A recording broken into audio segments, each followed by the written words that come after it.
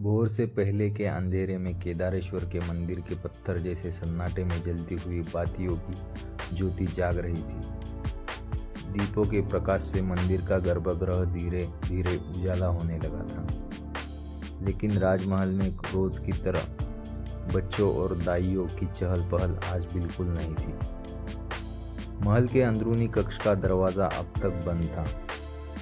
बाहर फर्श पर टहलते हुए बेचैनी से आगे पीछे आती जाती एक स्त्री की परछाई दिखाई दे रही थी। वह बार बार दरवाजे की ओर आशा भरी नजरों से देखती, फिर निराश होकर वही नजर नीचे जमीन पर गिरा देती। मन ही मन वही बार बार यही बुदबुदा रही थी, आई जगदम्बा, आई जगदम्बा। वह थी राजमाता जिजाऊ साहेब, शहाजीराजे भोसले की धर्मपत्नी, छत्रपति शिवाजी महाराज की माता, भोसले वंश की पवित्र परंपरा की जननी। आधे रात से जिजाऊ साहेब उसी बंद दरवाजे के सामने चिंता में टहल रही थी। पास ही कुछ दूरी पर किले के सरदार और मावड़े पहरा दे रहे थे। नेताजी पालकर पत्थर की चौकी पर बैठे थे। रात भर जागने से उनकी आंखें भारी हो चुकी थी, लेकिन राजमाता की चिंता देखकर वे भी बैठ नहीं पा रहे थे। महल की मशालें जलाए रखने वाला सेवक आया।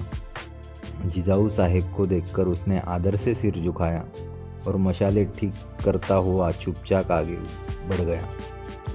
धीरे धीरे सुबह की किरणें महल की खिड़कियों से भीतर आने लगी और कक्ष के बीच बीचे बिस्तर पर हल्का उजाला फैल गया। जिजाऊ साहेब का हृदय भय और चिंता से भरा हुआ था। कदम आगे बढ़ाते भी उनके पैर कांप रहे थे। भीतर की बेचैनी और बढ़ती जा रही थी। तभी उस कक्ष का दरवाजा अचानक हल्की आवाज के साथ हिला। जिजाऊ साहेब चौंक पड़ी। उनका सारा मातृत्व, सारी प्रार्थनाएं उसी क्षण उस दरवाजे पर आकर थम गई। अचानक भीतर से कई आवाजें एक साथ उठी। सवाल, बेचैनी और हलचल, सब कुछ जैसे एक ही पल में उमड़ पड़ा। तभी अंदरूनी कक्ष का दरवाजा पूरी तरह खुल गया। दरवाजा खुलते ही कमरे के भीतर से एक तेज साफ और जीवंत रोदन गूंज उठा। वह रोदन किसी साधारण बच्चे का नहीं था, वह जीवन का ऐलान था। दरवाजे पर मध्यम आयु की दाई खड़ी थी। उसके हाथ अभी भी गीले थे, आंखें चमक रही थी। उसने आगे बढ़कर जिजाऊ के हाथ थामे और श्रद्धा से सिर झुकाकर बोली, बाळ झाला, बाळ झाला। यह सुनते ही जिजाऊ के चेहरे पर जो भाव उभरे, उन्हें शब्दों में बांधना कठिन था। उनकी आंखों से आंसू झलक पड़े। वे कांपते हाथों से माथे पर हाथ रखकर देवी को नमन करने लगी। आई जगदम्बा। उनकी नाक की नथ कांप उठी, होठ थरथरा गए। बालक बालक जन्माला। बाहर खड़े नेताजी पालकर यह सुनते ही जैसे बिजली से भर गए। वे अपनी जगह से उछल पड़े। बाळराजे झाले, बाळराजे झाले कहते हुए वे दौड़ पड़े सीधे तोपखाने की ओर, ताकि यह शुभ समाचार पूरे किले में फैलाया जा सके। खुशी की लहर पल भर में हर कोने में दौड़ गई।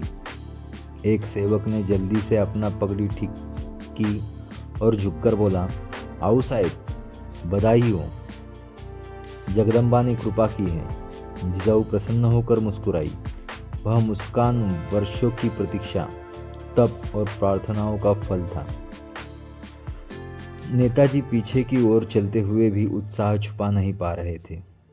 वे अपने आप से ही बुदबुदाए, हाँ, लई छान, फारच छान। और फिर घोड़े पर चढ़कर वे किले भर में यह समाचार फैलाने निकल पड़े। जिजाऊ ने अपने आंचल को संभाला। माथे का कुमकुम ऊपर चढ़ गया था, जिससे उन्होंने अनायास ही उंगलियों से ठीक किया। उनकी आंखों में गर्व, प्रेम और संकल्प एक साथ चमक रहे थे। भगवा झंडा लहराएगा, उन्होंने धीमे स्वर में कहा। मेरा शिवबा, मेरा पहला बाळराज। अब वे केवल मां नहीं रही थी, वे भविष्य की जननी बन चुकी थी। बालक के रोदन की वह पहली आवाज मराठा स्वराज्य के इतिहास का पहला स्वर बन चुकी थी। घोड़े की पीठ पर बैठा संदेशवाहक पसीने से तरबतर होकर पूरी गति से दौड़ रहा था। हवा से बातें करता हुआ वह जैसे स्वयं इतिहास को साथ लिए जा रहा हो। लोग कहते थे, जिस धरती पर राजा जन्म लेता है वहां की खबर भी दौड़ते हुए ही जाती है।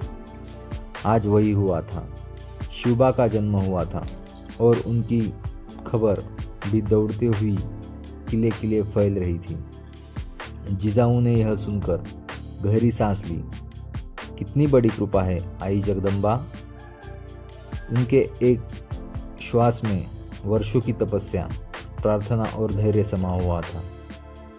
उन्होंने मन ही मन सोचा, कम से कम एक बार अपने महाराज को आग भरकर देख तो लूं। वे धीरे धीरे दालन के पत्थर के उंबरठे तक पहुंचे। भीतर से नवजात शिशु की रुदन पत्थर की दीवारों से टकरा कर गूंज रहा था। वह आवाज उनके हृदय को चीरती हुई भीतर तक उतर रही थी। उंबरठे पर खड़ी रहकर उन्होंने कान भरकर वह स्वर सुना। तभी उन्हें भान आया, अभी भीतर जाना उचित नहीं था। यह समय दाइयों और सुई बाइयों का था। वो एक पल को ठिठकी, पैर आगे बढ़ा और फिर वापस ले लिया। कमर में बंधी हुई मोहरों की भरी थाली उन्होंने निकाली। पास खड़ी दाई के हाथ में थमाते हुए बोली, जाओ घोजाबाई, मेरे बाराज पर से सब न्यौछावर करो, सच्चे मन से, पूरे आनंद से। इतना कहकर वे संयमित कदमों से महल की ओर बढ़ गई। उसी समय किले चारों ओर तोपे गरज उठी। नगाड़े बजे। वैशाखी आकाश जैसे उल्लास से भर गया। मावड़े भगवा ध्वज उठाए जयघोष करने लगे। घोषणा गूंजी, भोसले वंश की रानी साहिब सईबाई साहिब ने पुत्र को जन्म दिया है। राजे शिवाजी भोसले का जन्म हुआ है। यह सुनते ही किले के देवालयों में अपने आप घंटे बजने लगे। जिजाऊ अब सदर महल में आकर बैठ चुकी थी। सामने वही बातें खुले थे। लेखक कागजों पर दान दक्षिणा का हिसाब लिख रहे थे। 18 कारखानों के लोगों को मिठाइयाँ बांटी जा रही थी। गोमाजी नाइक के हाथों में सफ़ेद मिश्री की परात थी। मिठाई बांटते बांटते उनके हाथ चिपचिपे हो गए थे। मिश्री के कण उनकी मूंछों से अटक गए। एक युवा मावड़ा हंसते हुए बोला, नाइक, आज तो बड़ी मिठास है। गोमाजी ने आंखें तरेर कर कहा, अरे परात में है तो मुंह में ही जाएगा। और फिर वे स्वयं ही हंस पड़े। हंसी ऐसी जिसमें गर्व था, क्योंकि आज केवल एक बालक नहीं जन्मा था, आज एक युग ने जन्म लिया था।